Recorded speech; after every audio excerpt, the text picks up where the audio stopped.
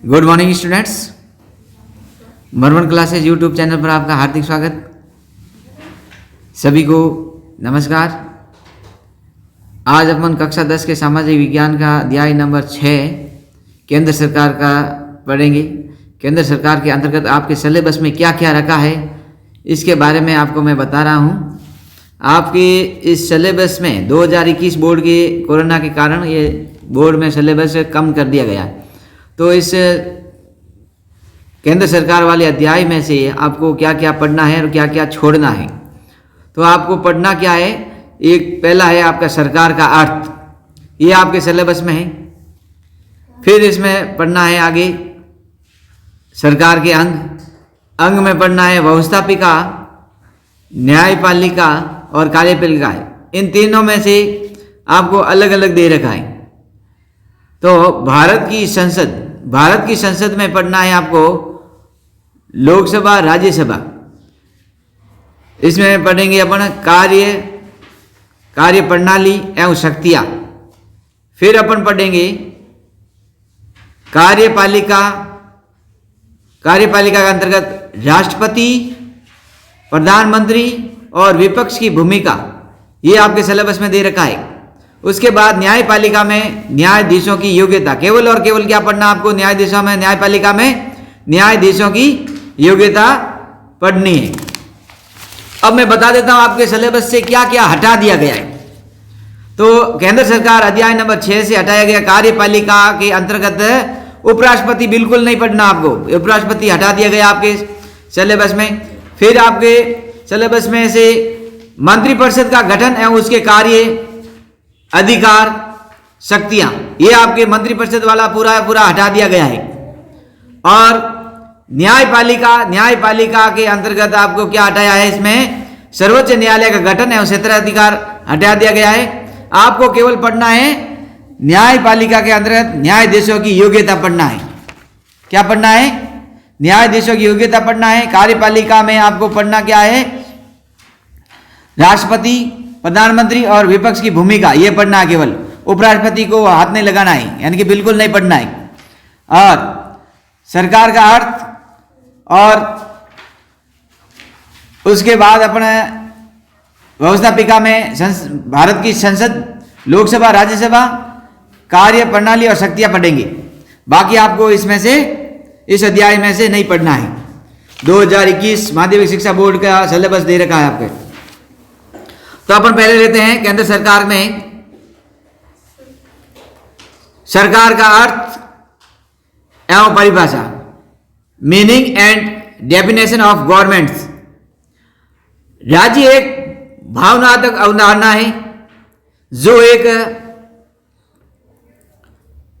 अमूर्त एवं अदृश्य संस्था होती है। इसे मूर्त रूप प्रदान करने वाली संस्था को ही सरकार कहा जाता है। अंडरलाइन खींचो इधर। राज्य एक भावनात्मक अवधारणा है जो एक अमूर्त, अदृश्य संस्था होती है। इसे मूर्त रूप प्रदान करने वाली संस्था ही को ही क्या बोला जाता है, सरकार कहा जाता है। राज्य के अंदर क्या है, भावनात्मक अवधारणा होती है जो कि अमूर्त है, यानी मूर्ति नहीं है और दिखती नहीं है, अदृश्य एक संस्था है। और उसको मूर्त रूप देने के लिए जो संस्था होती है वो क्या कहलाती है, सरकार कहलाती है। क्या कहलाती है? सरकार कहलाती है, यानी सरकार कहा जाता है।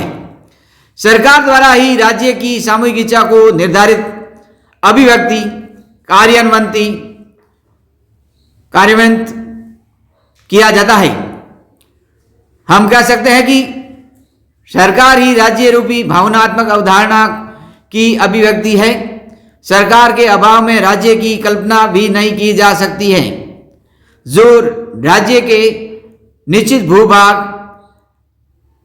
टेरिटोरी में बसने वाले लोगों की सेवा करने हेतु कानूनों का निर्माण करती, उसका निष्पादन करती है तथा उसका उचित रूप से पालन न करने वालों को दंडित कर उन्हें उचित रास्ते पर लाती है। यह क्या होती है, सरकार होती है। अब गार्नर मोर्ले ने क्या बोला है गार्डनर महोदय ने बोला है कि गार्डनर ने सरकार की परिभाषा करते हुए कहा कि सरकार वह अभिकरण है या मशीन है जिसके द्वारा राज्य की नीतियां निर्धारित की जाती है, सामान्य मामलों में नियमित किया जाता है तथा सामान्य हितों को उन्नत किया जाता है। यानी गार्डनर ने बोला है कि सरकार वह एक मशीन है, अभिकरण है। क्या है? मशीन या अभिकरण है जिसके द्वारा राज्य की नीतियों का निर्धारण किया जाता है, राज्य की नीतियों का निर्धारण करती है और सामान्य मामलों में नियमित किया जाता है और सामान्य हितों को उन्नत किया जाता है। सरकार के प्रमुख 3 अंग है, निम्नानुसार है। अब सरकार के कितने अंग होते हैं? कितने होते हैं? 3। कौन कौन से? व्यवस्थापिका, कार्यपालिका और न्यायपालिका। तो ये सरकार के अंग होते हैं, इंपॉर्टेंट है, लाइन खींचो, इधर अंडरलाइन की जाए। सरकार के प्रमुख 3 अंग, व्यवस्थापिका, कार्यपालिका और न्यायपालिका। और इधर सरकार को राज्य के लिए एक क्या क्या तत्व होना चाहिए? राज्य के लिए तत्व होता है निश्चित भूभाग। राज्य के होने के लिए क्या होना जरूरी होता है? निश्चित भूभाग हो, निश्चित उसके अंदर जनसंख्या हो। क्या होनी चाहिए? जनसंख्या होनी चाहिए। उसको मूर्त रूप देने के लिए क्या होनी चाहिए? सरकार होनी चाहिए और प्रभुत्व संप्रभु सत्ता होनी चाहिए। ये राज्य के लिए अनिवार्य तत्व होते हैं। तो उसी तत्वों में से अपन क्या पढ़ रहे हैं? सरकार पढ़ रहे हैं। अब सरकार के अंदर अपन कितने अंग माने गए हैं? सरकार के प्रमुख अंग कितने माने गए हैं? कौन कौन से होते हैं? यानी कि व्यवस्थापिका, कार्यपालिका और न्यायपालिका राज्य के सरकार के प्रमुख अंग है, 3 अंग है। अब पहला पढ़ते हैं अपन व्यवस्थापिका।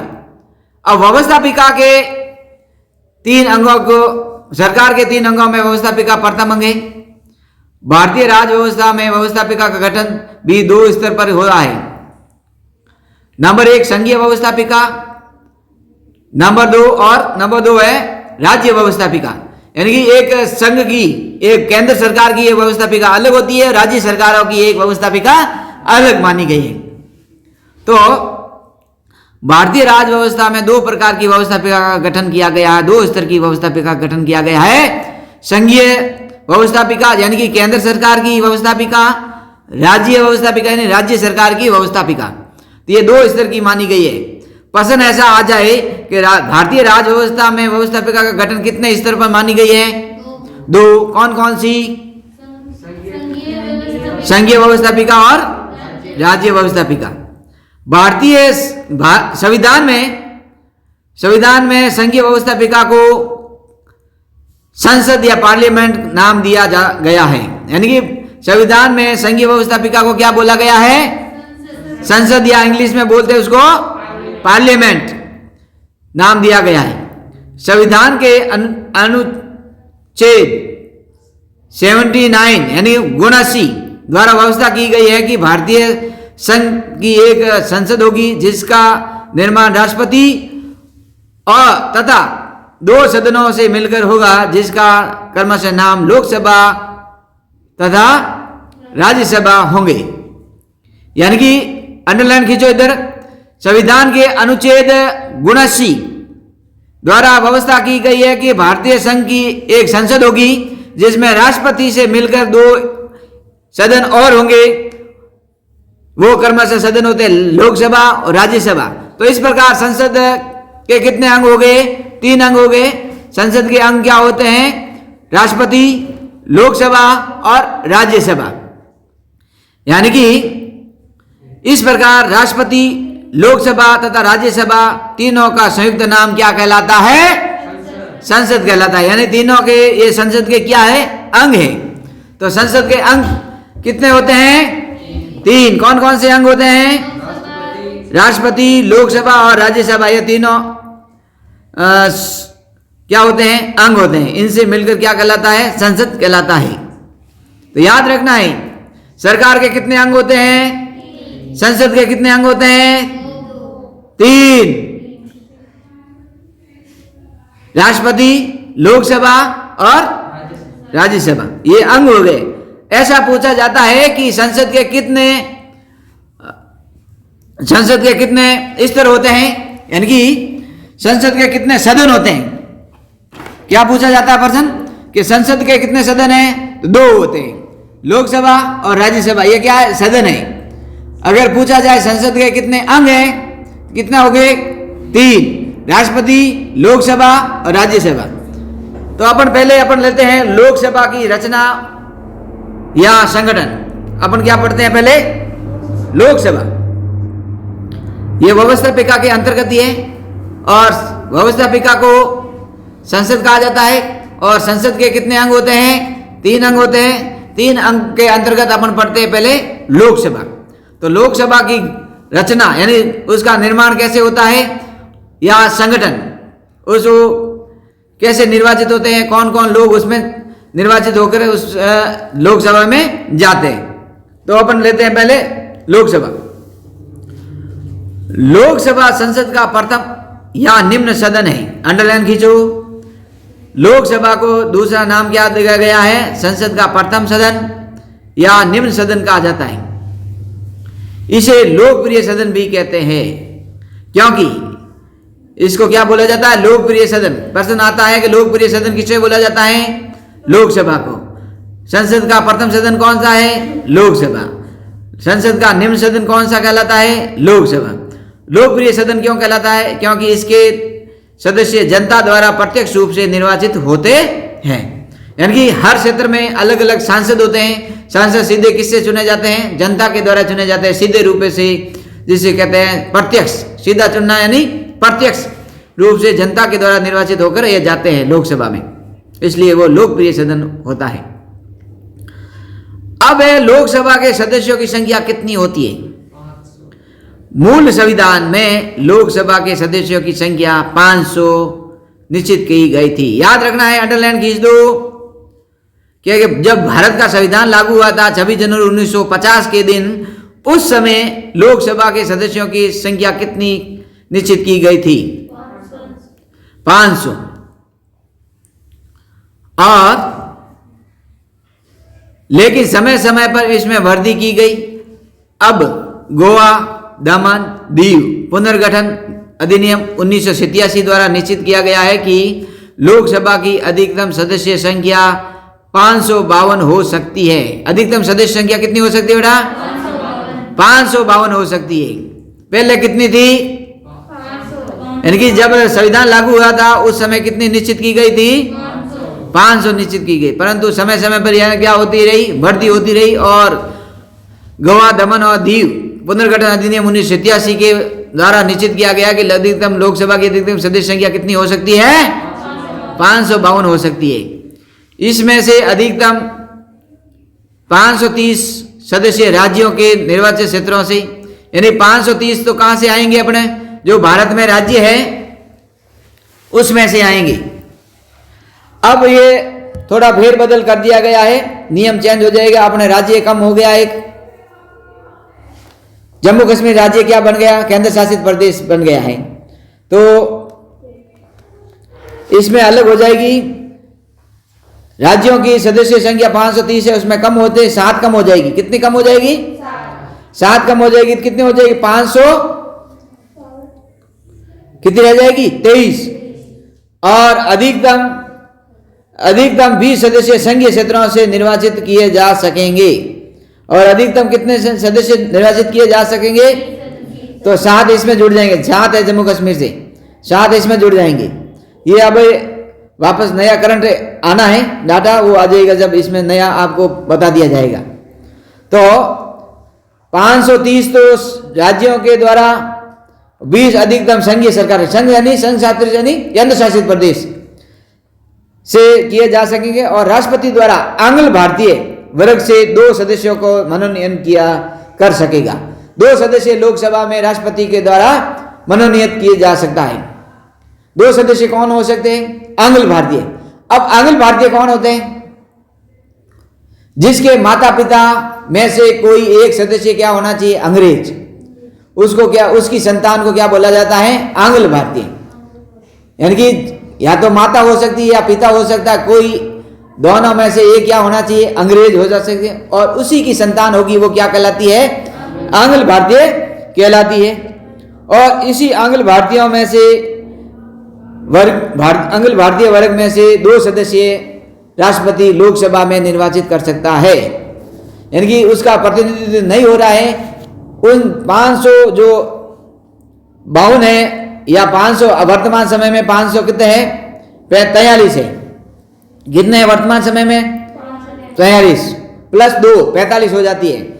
ये अगल भारतीयों यानी किसी की संतान, अंग्रेजों की संतान में से आंग्ल भारतीयों में से जो 543 निर्वाचित होके आते हैं, उनमें से वो नहीं, उनका प्रतिनिधित्व नहीं कर रहे हैं, तो क्या करेगा, 2 सदस्यों को मनोनीत कर सकेगा। या एक आ गया है तो एक को क्या करेगा, मनोनीत करेगा। 2 आ गए उसके अंदर तो वो फिर नहीं करेगा, यानी कि उनका प्रतिनिधित्व नहीं हो रहा है। ऐसी स्थिति में क्या करेगा, मनोनीत करता है। तो प्रश्न पूछा जाता है कभी कभी, राष्ट्रपति लोकसभा में कितने सदस्यों को मनोनीत कर सकता है, 2 सदस्यों को मनोनीत कर सकता है। कितने सदस्यों को, 2 सदस्यों अपनी तरफ से मनोनीत कर सकता है। वो निर्वाचित होने वोट देकर या जीत कर नहीं जाए तो भी चलेगा, वो क्या करेगा, 2 सदस्यों को मनोनीत कर सकता है। अब इनका निर्वाचन कैसे होता है, लोकसभा के सदस्यों का निर्वाचन कैसे होता है। लोकसभा के सदस्यों का निर्वाचन यानी कि लोकसभा के सदस्यों का चुनाव प्रत्यक्ष रूप से और वयस्क मताधिकार के आधार पर होता है। भारत के में अब 18 वर्ष की आयु प्राप्त व्यक्ति को वयस्क माना गया है। लोकसभा सभी निर्वाचन क्षेत्र एकल संसदीय सदस्य रखे गए हैं, यानी कि बेटा क्या होता है, जिसका 18 वर्ष की आयु पूरी हो चुकी है वो मतदाता सूची में अपना नाम लिखवा सकता है, और अब जब भी चुनाव होते हैं वो मत देने का अधिकार रखता हो। परंतु मत देने का अधिकार जब रखेगा जब उसका मतदाता सूची में क्या होना चाहिए, नाम होना चाहिए। मतदाता सूची में नाम होगा तो क्या हो जाएगा, वो अपना वोट देने का अधिकार प्राप्त कर लेगा। तो भारत में क्या है, वयस्क मताधिकार का माना गया, आयु कितनी मानी गई है, न्यूनतम आयु कितनी होनी चाहिए, 18 वर्ष, और नाम होना चाहिए किसमें, मतदाता सूची में नाम होना चाहिए। और एकल सदस्य रखा गया। एकल सदस्य का मतलब क्या है, एक व्यक्ति का एक की वोट होगा। कितना लगेगा, एक व्यक्ति का एक वोट ही लगेगा। अब ये निर्वाचन हो गया। अपन पढ़ते हैं अब लोकसभा के सदस्यों के लिए योग्यताएं। लोकसभा के सदस्य बन रहे हैं, उनके लिए क्या क्या योग्यताएं होनी चाहिए। पहली है वह भारत का नागरिक हो। क्या नागरिकता लेनी होनी चाहिए, भारत का नागरिक हो। उसकी आयु 25 या उससे अधिक हो, यानी कि कम से कम 25 वर्ष की आयु का होना चाहिए, और अधिकतम कितनी भी हो, परंतु न्यूनतम आयु कितनी होनी चाहिए लोकसभा के सदस्यों के लिए, 25 वर्ष की आयु होना अधिक अनिवार्य है। भारत सरकार, तीसरी योग्यता है भारत सरकार अथवा किसी राज्य सरकार के अंतर्गत कोई लाभ के पद धारण न किए हुए हो, यानी कि भारत सरकार या केंद्र सरकार या राज्य सरकार के अंतर्गत किसी भी लाभ के पद पर नहीं, यानी कि सरकारी नौकर नहीं हो, ऐसी कोई हो तो अपने पद से त्याग पत्र दे के फिर वो अपना इलेक्शन में, निर्वाचन में वोट देने, निर्वाचन में क्या हो सकता है, खड़ा हो सकता है, अपना पर्चा भर सकता है। तो पहले क्या होना चाहिए, अपने पद से किसी भी पद, लाभ के पद पर धारण नहीं किया होना चाहिए। वह किसी, चौथी है, वह किसी न्यायालय द्वारा पागल न ठहराया गया हो और तथा न है दिवालिया हो। नहीं तो वो किसी न्यायालय के द्वारा न तो पागल हो और ठहराया गया हो, और न ही क्या हो, दिवालिया नहीं हो। अगर दिवालिया होगा तो वो रोज पैसे मांगने आएंगे तो सही काम नहीं करेगा, और पागल होगा तो क्या आदमी काम लेने आएंगे कि मेरा ये काम करा है तो भाटा मारेगा, पत्थर मारेगा उनको। तो ऐसी भी स्थिति में नहीं होना चाहिए, या गालियां देना शुरू कर देगा, मेरे घर मरी हवार है, तो ऐसा भी नहीं होना चाहिए। पागल या दिवालिया नहीं ठहराया गया हो, किसके द्वारा, न्यायालय के द्वारा नहीं होना है। ऐसा नहीं पड़ोसी कहते और पागल है रे, इसको कहीं खड़ा करे, ये तो पागल है, ऐसा नहीं होना। निर्वाचन द्वारा, यानी कि न्यायालय के द्वारा जो पागल या दिवालिया घोषित कर दिया गया हो वो खड़ा नहीं हो सकता है, या पड़ोसी भले कितना ही कोगन। तो ये थी क्या, लोकसभा सदस्यों के लिए योग्यता थी, यानी कि आयु कितनी होनी चाहिए, ये इंपोर्टेंट है। लोकसभा के सदस्यों के लिए आयु होनी चाहिए 25 वर्ष। ये याद रखना है। अब इनका कार्यकाल कितना होगा, लोकसभा के सदस्यों का कार्यकाल? लोकसभा का कार्यकाल 5 वर्ष होता है। लोकसभा के भारत के जो कार्यकाल, लोकसभा के सदस्यों के कार्यकाल कितना होता है? 5 वर्ष होता है। परंतु क्या होता है, प्रधानमंत्री के परामर्श के आधार पर राष्ट्रपति द्वारा लोकसभा को समय से पूर्व भी भंग किया जा सकता है। अब ऐसे अब तक 9 बार किया जा चुका है, यानी उनका कार्य अब निर्वाचित हो गए तो 5 वर्ष के लिए होते हैं, परंतु प्रधानमंत्री की सलाह पर राष्ट्रपति कितनी उसको समय से पूर्व भी क्या कर सकता है, लोकसभा को भंग कर सकता है। जैसे ही लोकसभा को भंग करेगा सदस्यता निरस्त कर दी जाती है। क्या होती है? सदस्यता निरस्त हो जाती है। और भारत में अब तक 9 बार समय से पूर्व भंग की जा चुकी है लोकसभा। तो लोकसभा भंग करने का अधिकार किसको है? राष्ट्रपति को। किसकी सलाह से? प्रधानमंत्री की सलाह से। फिर 6 महीने बाद में वापस निर्वाचन होता है, इलेक्शन होता है। अब है अधिवेशन। लोकसभा का अधिवेशन कब बुलाया जाता है? देखो, लोकसभा और राज्यसभा के अधिवेशन राष्ट्रपति के द्वारा ही बुलाए और स्थगित किए जाते हैं।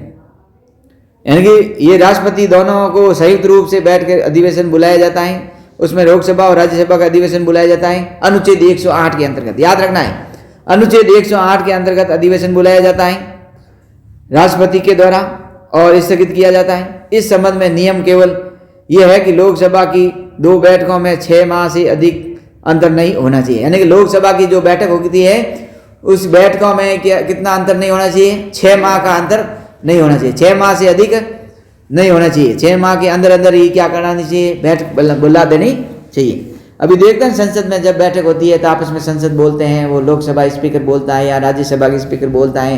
टीवी पर देखते हो समाचार वगैरह में जो संसद की बैठक होती है वो क्या होती है? बैठ के होती है उसकी।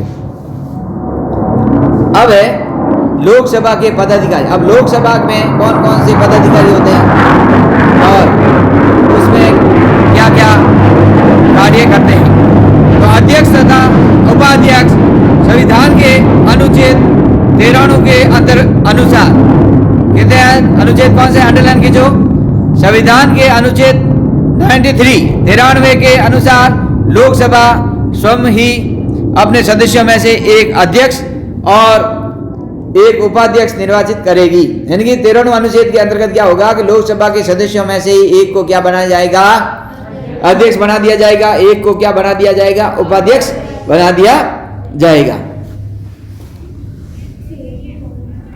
अध्यक्ष तथा उपाध्यक्ष को उनके पद से हटाया जा सकता है यदि लोकसभा के तत्कालीन सदस्यों के बहुमत से इस आशय का प्रस्ताव पास हो जाए कि परंतु इस प्रकार के प्रस्ताव लोकसभा में तभी पेश हो सकेंगे जब इस प्रकार का प्रस्ताव पेश करने के लिए कम से कम 14 दिन पूर्व सूचना दी गई हो। संविधान के अनुसार अध्यक्ष और उपाध्यक्ष को संसद द्वारा निर्धारित वेतन और भत्ते प्राप्त होंगे। यानी कि जब लोकसभा के अध्यक्ष को या उपाध्यक्ष को दोनों में से किसी को हटाना है तो उसको 14 दिन पूर्व क्या देनी पड़ेगी? सूचना देनी पड़ेगी कि तुम्हारे खिलाफ ये आपका दोष है, हम आपको हटाने के लिए प्रस्ताव लेके आएंगे। 14 दिन पूर्व क्या देनी पड़ेगी? उनको सूचना देनी पड़ती है। और इनको वेतन और भत्ते संसद के द्वारा ही मिलते हैं। इनको वेतन और भत्ते कितने द्वारा मिलता है? संसद के द्वारा मिलते हैं। अब देखो लोकसभा के अध्यक्ष के कार्य एवं शक्तियां। अब भारतीय जो लोकसभा का अध्यक्ष है उनके कार्य क्या है और शक्तियां क्या है? भारतीय लोकसभा के अध्यक्ष को लगभग यही अधिकार प्राप्त है जो ब्रिटिश लोक सदन यानी हाउस ऑफ कॉमन्स के अध्यक्ष को है। यानी कि इंग्लैंड की लोक सदन है उसको बोला जाता है हाउस ऑफ कॉमन्स। क्या बोला जाता है?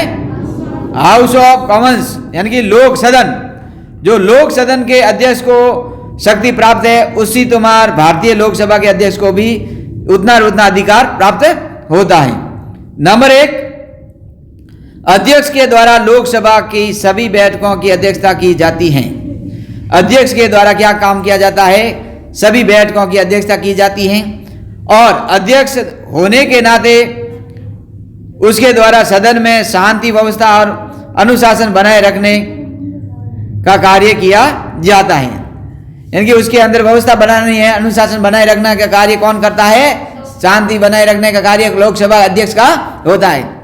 तो वो कभी कभी देखो आप न्यूज में वगैरह का प्लीज सिट डाउन वो सारे लोकसभा के सदस्य खड़े हो जाते हैं, अपना हो हल्ला कर देते हैं। ऐसी स्थिति में क्या शांति, प्लीज शांति बनाए रखिए, प्लीज सिट डाउन ऐसे बनाए रखता है ना। वो सारा जिम्मेदारी किसकी होती है? लोकसभा के अध्यक्ष की होती है। नंबर 2, लोकसभा का समस्त कार्य एवं कार्यवाही अध्यक्ष के द्वारा ही निश्चित की जाती है और वह सदन के नेता के परामर्श से विभिन्न विषयों के संबंध में वाद विवाद का समय निश्चित करता है। यानी कि दूसरा अधिकार क्या है उसका?